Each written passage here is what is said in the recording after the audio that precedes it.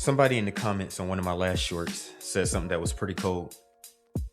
They said Venom and Eddie basically became one person, but Carnage and Cletus, they hate each other. And I couldn't stop thinking about that, because that one comment explains the entire Venom story better than most videos I've seen.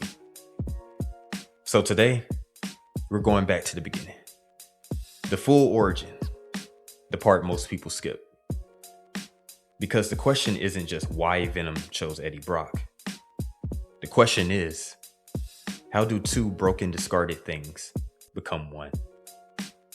And that answer may be darker than you think. Drop a comment before the video ends. Do you think Venom was using Eddie, or did he actually need him? Let's get into it. Let's talk about who Eddie Brock actually was before any of this started. Because people treat him like he's the body Venom ended up in, like a car. But Eddie had a whole life. He was a journalist, worked for the Daily Globe, SpiderMan's paper ironically, and he wasn't bad at it. He had a career, he had a reputation, he even had a wife. By every measure, Eddie Brock was somebody. And then one story took all of that away. The Sin Eater case. A serial killer targeting cops, priests, people in power. Eddie got a source. The guy came to him and claimed he was the Sin Eater. Eddie protected him. Didn't even give up the name and published the story anyway. 3 days later, Spider-Man caught the real Sin Eater. So Eddie's source? Just a random guy. A compulsive confessor with no connection to the crimes. And just like that, his story was a lie. His paper cut him loose, and his wife left him. His career was pretty much over after that. Everything gone in 72 hours. Now, here's where it gets dark. Because Eddie didn't fully break down. He turned inward. He started working out heavy, almost punishing his own body. He became consumed by rage. And that rage had a name. Spider-Man. Was it rational? No. Spider-Man literally just caught the real killer. He didn't set Eddie up. He didn't target him. But here's what I think people miss. This wasn't about logic. This was about a man who needed somewhere to put his grief. And Spider-Man was the most convenient wall. Here's where the story gets a little layered. Because the symbiote had its own journey before Eddie. It bonded with Peter Parker first. Spent months learning everything about him. His grief over his Uncle Ben. His guilt. The way he punishes himself even when he wins. The symbiote absorbs all of that. And they got attached. But what it was doing, and Peter didn't realize this at the time, it was amplifying his darkness. The anger he keeps buried. The parts of himself he doesn't let anyone see. It was pulling all of that to the surface. So, Peter had it removed. He took it to a church bell tower, used the vibration of the bells to tear it off, and that symbiote dropped to the floor of that church, rejected. Now, I want you to sit with this for a second, because that's not just a power thing. That's something that bonded completely with another living thing, gave everything, and got cast away. It didn't just lose a host, it lost the only connection it had ever made. There it is. Weekend, alone, in some church in Manhattan. And that same night, Eddie Brock walked in. He didn't go there to pray. He went there to ask why. Why him? Why his life? He was already thinking about ending it. And the symbiote reached out.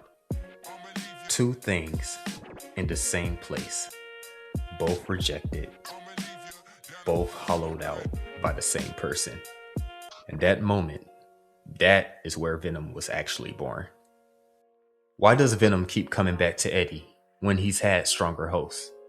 When the symbiote bonded with Eddie, it searched for him first, read everything inside him.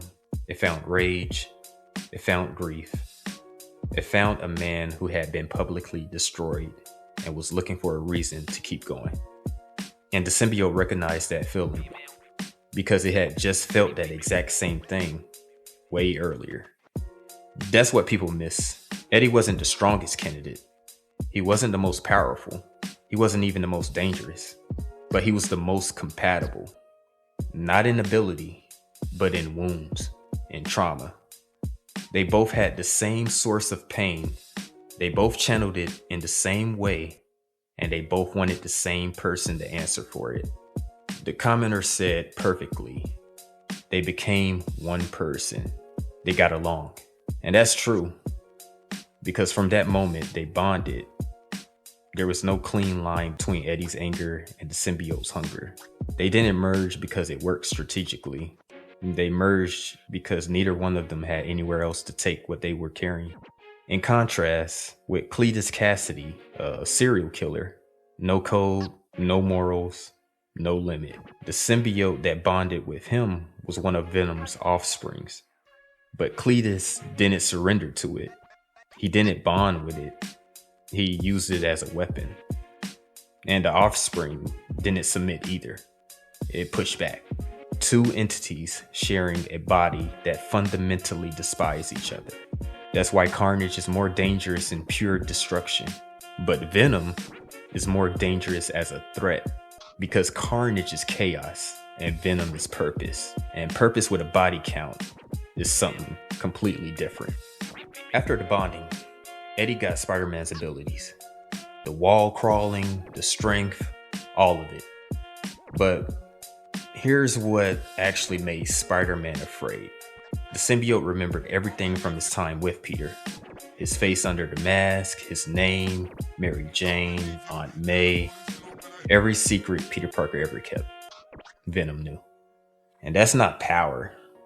That's a psychological weapon. But if you flip it around, what did Eddie give the symbiote? A home that didn't push it away. And for the first time since Peter tore it off the bell tower, the symbiote was wanted.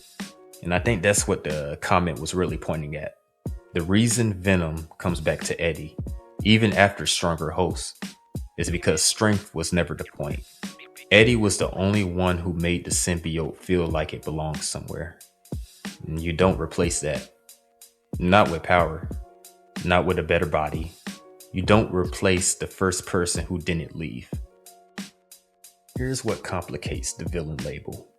Eddie Brock, with the full power of Venom, actually tried to be something other than a monster. He made a truce with Spider-Man, moved to San Francisco, and he started protecting people the system had forgotten about. Homeless communities, people who had no advocate, and he was serious about it. On the other hand, the symbiote didn't really understand restraint. So every time Eddie tried to hold back, the symbiote pushed harder. More aggression, more darkness, and Eddie's fighting that constantly. That's the horror that doesn't get talked about.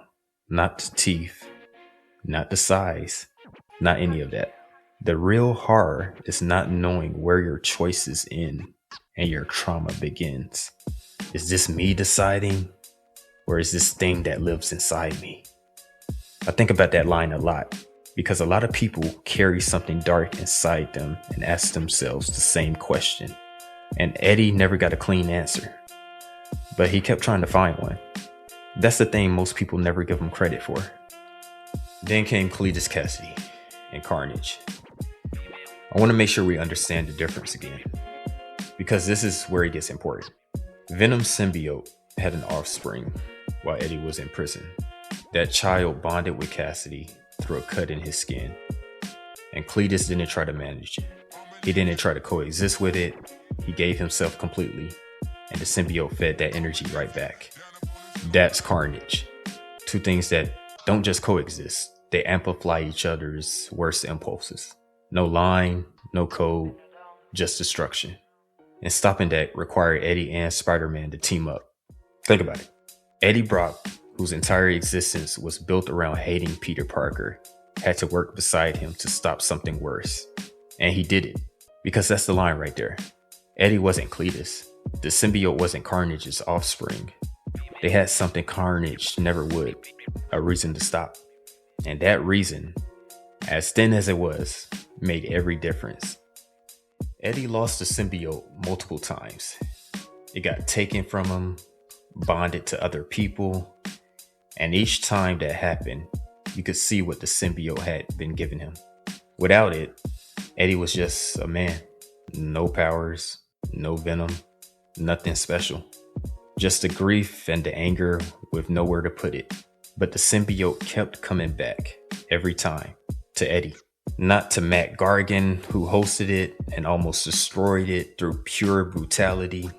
Not to Flash Thompson, who used it as a military weapon. Though that story has its own kind of tragedy. But we'll save that for another day. Anyway, back to Eddie. Because strength was never what it was looking for. It was looking for the person who made it feel like it wasn't alone. And every separation just made that bond more defined, more honest. Like they both needed the distance to understand what they actually had. Knull, the god of the symbiotes. The original darkness every alien organism traces back to. He was coming. And the only way to stop him required Eddie to do something that would likely erase him completely. He merged with the symbiote, not as a host, an alien, but as a single unified thing, and used that to end Knull's reach. And he didn't do it for the redemption. He wasn't trying to clear his name or prove something to Peter Parker. He did it because everything, the career, the marriage, the separation, the violence, the grief, he finally knew who he was.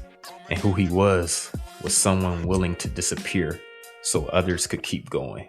And that's not a villain's ending. That's not even a hero's ending in the clean, comfortable sense.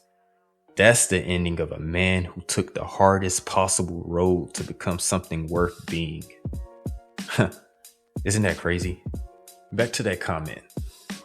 Why does Venom keep coming back to Eddie when he's had stronger hosts? Because the symbiote isn't looking for a weapon. It's looking for someone who won't leave. Eddie Brock walked into that church with nothing to lose. No career, no wife, no future. And what walked out was one of the most complicated characters Marvel has ever written. Not because he was powerful, not because he was dangerous, but because he was broken in exactly the right shape for something else that was broken too. And sometimes that's enough. Drop a comment. Do you think Venom actually loved Eddie, or was it just survival? Because honestly, I don't think those two things are as different as we want them to be. All right, y'all. Later.